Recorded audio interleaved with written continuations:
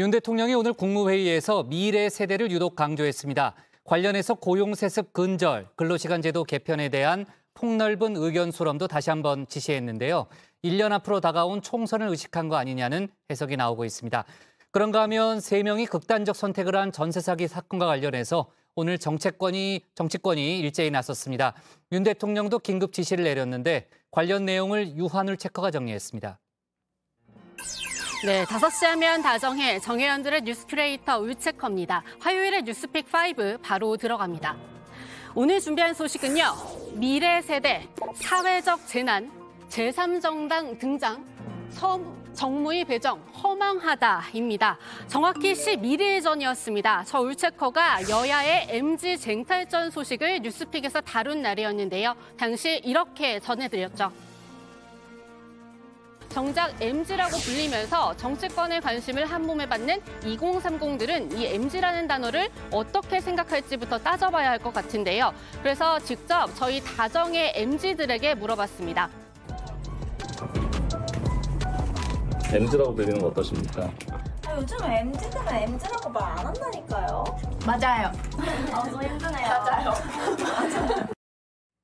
네, 윤 대통령도 혹시 이때 다정회를 본 걸까요? MZ세대를 직접 입에 올렸던 윤 대통령이 달라졌습니다. 다시 미래세대란 단어를 쓰기 시작했는데요. 오늘 국무회의 모두 발언에서도 여러 현안을 두루 언급했지만 관통하는 키워드는 하나였습니다. 미래세대입니다. 국가 채무 증가로 인한 부담은 고스란히 미래 세대가 떠안게 될 것입니다. 미래 세대를 위해 반드시 해야 합니다. 미래 세대의 기회를 박탈하는 것입니다. 오늘 언급한 현안에는 주 69시간 근로제로 불려온 근로시간제도 개편안도 있었습니다. 어제까지가 입법 예고 기간이었습니다. 원래대로라면 규제 심사 같은 후속 조치에 들어가야 하는데요. 정부가 어제 올스톱을 선언했습니다. 국민 여론부터 다시 모으겠다는 건데요. 윤 대통령도 이 부분을 직접 말했습니다. 정부는 지금 광범위한 여론 수렴을 1:1 대면 조사, FGI, 또 표본 여론조사 등을 실시하고 있습니다. 국민들께 여론조사 과정과 결과를 소상히 알려드리고 이에 따라 정책을 추진해야 합니다. 네, MZ세대에 강력한 요구가 있었다면서 시작한 개편이었습니다. 그런데 정작 MZ의 극심한 반발에 부딪혔죠. 국민의힘 청년 최고위원들이 나서서 이 MZ노조인 새로고침 노동자협의회와 치맥회동을 하는 듯 공을 들였지만 결과는 좋지 않았습니다. 새로고침이 개편안에 반대 의사를 분명히 한 겁니다. 노동부가 발표하기로는 이번 개편안의 취지가 근로시간에 대해서 노동자가 선택권을 가지고 쉴 땐 쉬고 그리고 일할 땐 일하고 이런 취지로 가지고 있는 것을 알고 있는데 현재 개편안은 더 일할 때 더 일하고 해서 문장이 끝났다고 생각돼요. 그렇기 때문에 노동부에서 지금 개편안에서는 그 마지막으로 뒷부분, 문장 뒷부분은 안 끝냈다고 생각되고 그 부분을 끝내야 된다고 생각됩니다. 그런데도 여당은 일말의 희망을 가졌나 봅니다. 근로시간 개편 여론도 모으고 이 MZ 마음도 얻어야겠다 싶어서 지난주에는 청년 당정대 간담회를 열었는데요. 여기서 드디어 마음을 연 청년을 만났습니다. 일단은 저희 같은 경우는 계속 그런 사이클을 돌다 보니까 좀 다른 업종이나 다를 수 있지만은 오히려 69시간에 대해서는 긍정적으로 생각하시는 분들이 많습니다. 현장에서는. 근데 일하시는 분들도요? 네. 근데 이게 제대로 지켜지지 않을 거라는 게 좀 커서 그런 것들에 대한 불안감이 좀 큰 거지. 저희 현장에서는 제가 오기 전에 직원들한테 인터뷰를 좀 했을 때는 긍정적으로 생각하시는 분들이 많았습니다.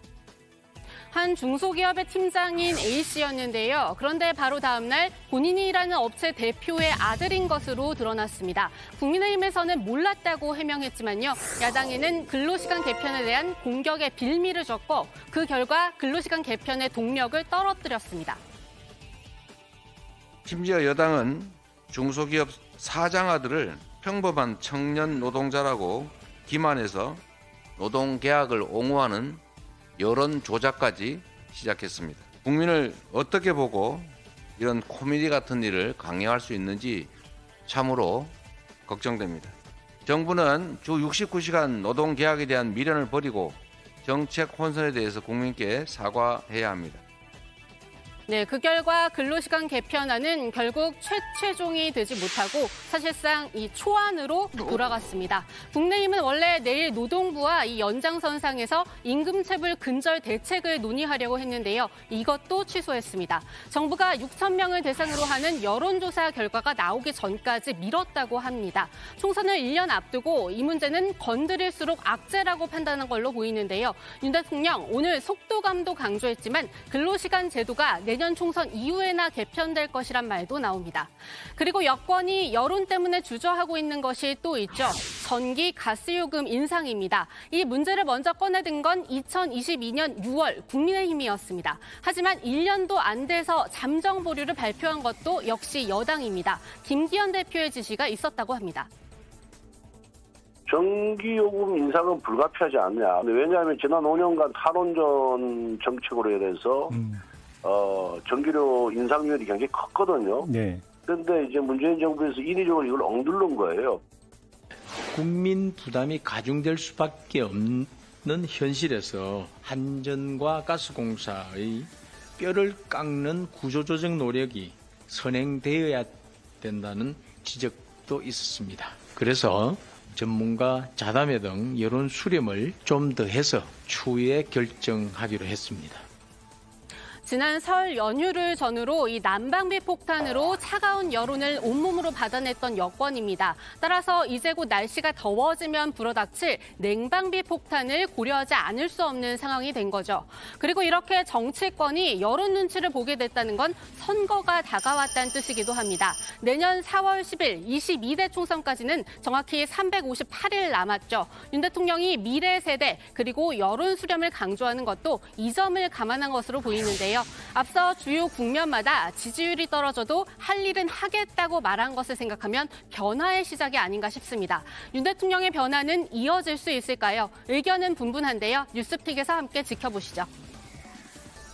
나는 뭐 지지율 감안 없이 1%가 되더라도 뭐 할 일 하겠다라고 했는데 그게 개별 국회의원이거나 아니면 무슨 전문가 학자 이런 분이 있으면 비장하근데 대통령이 그 말한다는 건 굉장히 오만한 거거든요. 당신들이 뭐라 하든 국민이 뭐라 하든 난 내가 하고 싶은 거 할 거야 이런 거거든요. 현재 윤석열 정부의 그런 태도는 저는 이미 그 노란불 아니라 거의 적신호가 들어오기 시작했다고 생각합니다. 두 번째 픽은 사회적 재난입니다. 어제 전해드린 전세 사기 피해 소식 속보를 이어가 볼 텐데요. 피해자들의 극단적 선택이 이어지자 전국에 있는 피해자들이 힘을 합치기로 했습니다. 오늘 전국 단위의 대책위원회를 출범시켰는데요. 오늘 오전 용산 대통령실에서 이어서 잠시 뒤 저녁 7시부터는 인천 주안역 광장에서 본격적인 활동을 선포합니다. 이들은 정부 대책의 미비점을 꼬집고 있습니다. 필요 없는 정책들만 지금 굉장히 정부에서 뭘 하고 있는 것처럼 이렇게 보여지게 자꾸 얘기를 하시고 뭐 한다 하시는데 그리고 저희 같은 경우는 기존 대출이 있으신 분들은 기존 대출이 해결이 돼야 되는데 기존 대출이 해결이 되지 않는 상황에서 새로운 대출에 또 받을 수가 없고 여러 가지 막 조건들이 걸려요. 결국엔 뭘 해보려고 하면 이것도 안 된다, 저것도 안 된다. 지금 계속 그러고 있어요.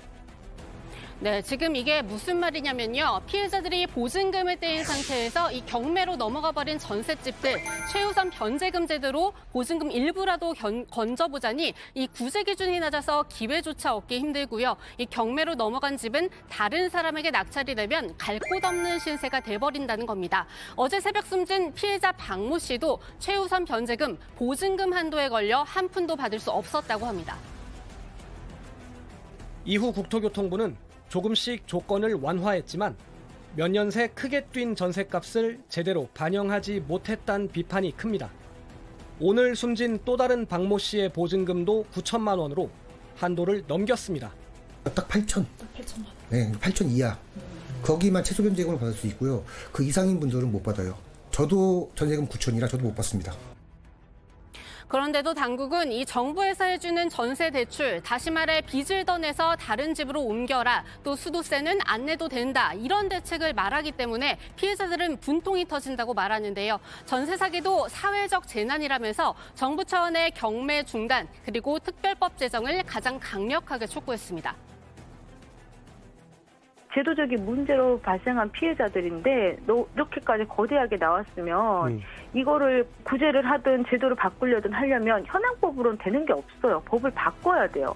그렇게 법을 바꿔서든 어쨌든 이렇게 임차인을 보호할 수 있는 뭔가를 만들려고 생각을 하는 게 아니라 기존에 있는 걸로 어떻게 짜맞추기 해보려고 하니까.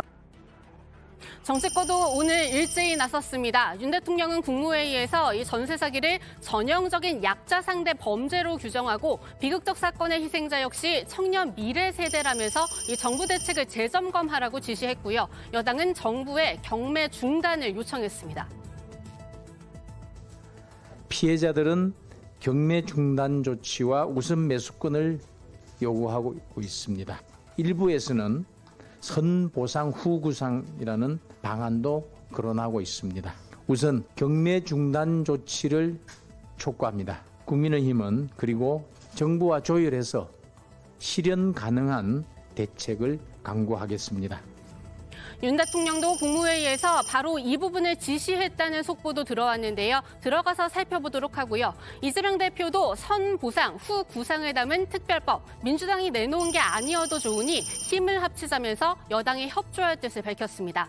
네, 다음 픽은 제3정당 등장입니다. 김종인 전 국민의힘 비대위원장과 금태섭 민주당 전 의원이 오늘 오후 함께 토론회를 열었습니다. 다른 미래를 위한 성찰과 모색 포럼의 준비 모임 성격인데요. 김 전 위원장은 국민의힘과 민주당을 향해서 우리나라가 당면한 여러 문제를 전혀 해결할 능력이 없다. 지난 20년이 입증한다고 일침을 가했습니다. 그러면서 이제는 사람 중심의 정당이 아닌 문제를 해결하기 위한 세력이 등장할 수밖에 없다고 했는데요. 김 전 의원은 여기에 수도권을 중심으로 이 30석 정도 차지하는 정당이 나타난다면 한국 정치를 바꿀 수 있다고 이 구체적인 의견을 보탰습니다. 결국 제3정당이 필요하다 이렇게 정리가 가능한데요. 내년 총선에서 현실화할 수 있을까요? 네, 네 번째 픽은 정무위 배정입니다. 진보당 소속으로는 처음으로 국회에 입성한 강성일 의원, 첫 상임위는 정무위입니다. 원래 빈자리가 있는 국방위로 갈 가능성이 거론되자 국민의힘에선 통합진보당 후신인 진보당 소속 의원이 이 국가안보를 다루는 국방위를 가서는 안 된다는 말이 나왔는데요. 결국 윤재욱 원내대표가 정리했습니다. 마치 우리 당 의원님들이 국방위를 희망하는 의원님이 없어서 조치가 안 되는 것으로 이렇게 일부 언론에서 보도가 됐는데 그건 사실이 아니고 박원근 원내대표하고 협의한 것은 그 강성희 의원이 일희망이 정무위입니다. 정무위로 보임을 하고 정무위에 있는 제가 국방위로 가기로 그렇게 협의가 됐습니다. 강 의원은 정무위에서 서민금융 지원 등 금융 불평등 해소를 위해 노력하겠다고 밝혔습니다. 네, 마지막 픽은 허망하다로 잡았습니다. 문재인 전 대통령을 다룬 다큐 영화죠. 문재인입니다의 일부 내용이 오늘 공개됐습니다. 영화를 제작한 이창재 감독과 김성욱 프로듀서가 유튜브 채널에 출연하면서인데요. 문 전 대통령 허망하다는 말을 여러 번 했습니다. 5년간 국민들과 이룬 성취 순식간에 무너져서 허망하다 이렇게 말했고요. 자신을 향한 여권의 비판 역시 허망하다고 했습니다. 마지막 현실 정치의 영역에서는 마지막 이제는 잊혀지고 싶다 그런 뜻을 이제 그렇게 밝혔던 것인데 우선은 끊임없이 저를 현실 정치로 소환하고 있으니까요. 그 꿈도 허망한 일이 됐죠. 이렇게 끊임없이 저를 현실 정치 속에 이렇게 소화를 하게 되면 결국은 그것이 그들에게 부메랑으로 돌아가게 될 것이라고 생각해요. 네, 오늘의 뉴스픽은 여기까지입니다. 들어가서 원픽 뽑겠습니다. 뉴스픽 5였습니다.